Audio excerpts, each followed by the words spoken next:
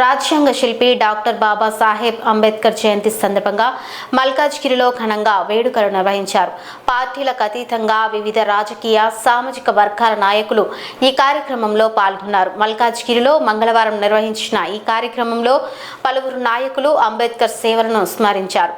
అంబేద్కర్ కేవలం ఒక నాయకుడు మాత్రమే కాకుండా సమానత్వం, న్యాయం, మానవ హక్కుల కోసం జీవితాంతం పోరాడిన మహానుభావుడని వ్యక్తులు కొనియాడారు.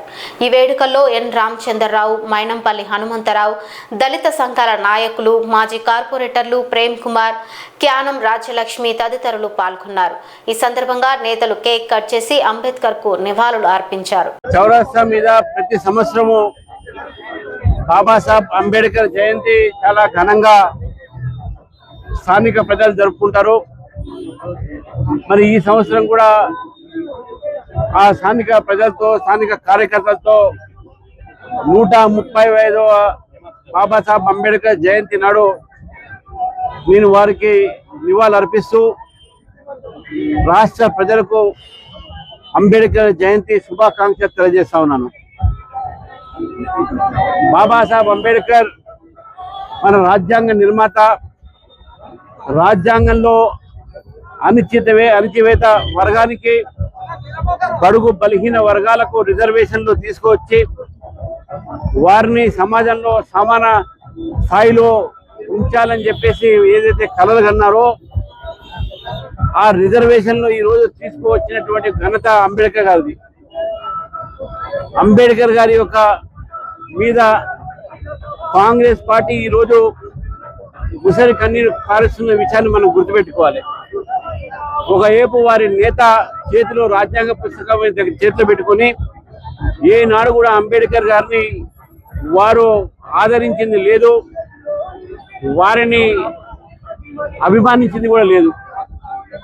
అంబేద్కర్ గారు ఆ రోజుల్లో కాన్స్టిట్యూంట్ అసెంబ్లీలో పోటీ చేసిన సందర్భంగా ఓడిపోతే వారి ఓటమికి నెహ్రూ గారు చాలా సంతోషపడి ఉత్తరం కూడా రాశారు.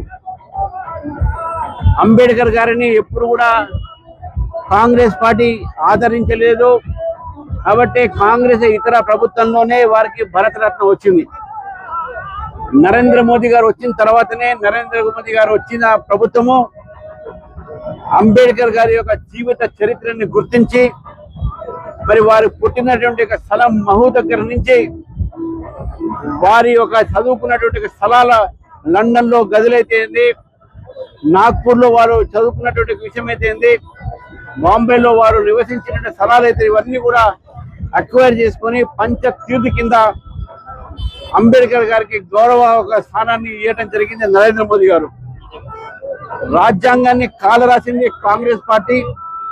ఎమర్జెన్సీని విధించి ఒక రాజ్యాంగాన్ని, అంబేద్కర్ గారి రాజ్యాంగాన్ని కాలరాసినటువంటి పార్టీ కాంగ్రెస్ పార్టీ.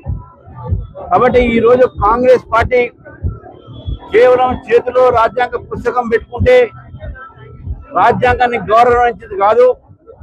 అంబేద్కర్ గారిని గౌరవించాలంటే రాజ్యాంగాన్ని గౌరవించడం అనేది ముఖ్యం. కాంగ్రెస్ పార్టీ ఆ గౌరవించేటటువంటి రీతిలో లేదు. కాంగ్రెస్ పార్టీ ఎప్పుడు కూడా రాజ్యాంగాన్ని కాలరాసింది. కాబట్టి ఈ సందర్భంగా తెలంగాణ ప్రజలకు వాస్తవాలు తెలుసుకోవాలని చెప్పేసి తెలియజేస్తూ మరొకసారి నా తరఫు నుంచి, నా పార్టీ తరఫు నుంచి రాష్ట్ర ప్రజలకు అంబేద్కర్ జయంతి శుభాకాంక్షలు తెలియజేస్తాను.